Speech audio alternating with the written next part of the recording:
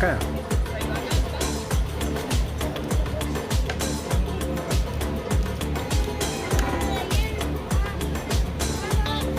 Таечка, на углях. Да. Давайте все зефирки из костера, я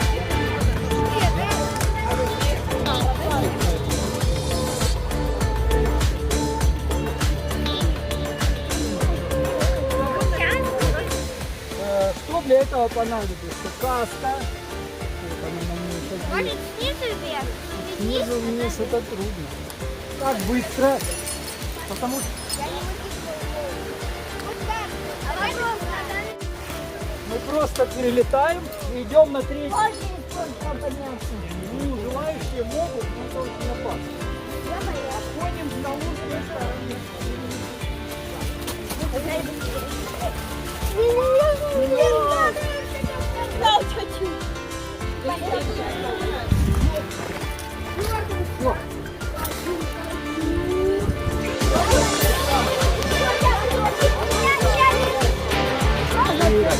Да, давай будем.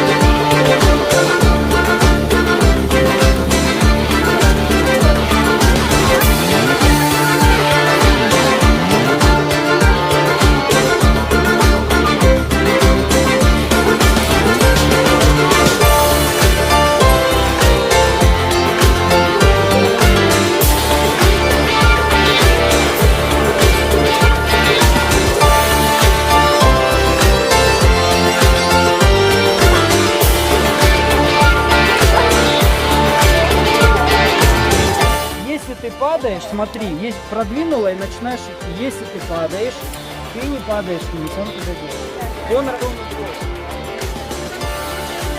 Так она просто. Все, стоп.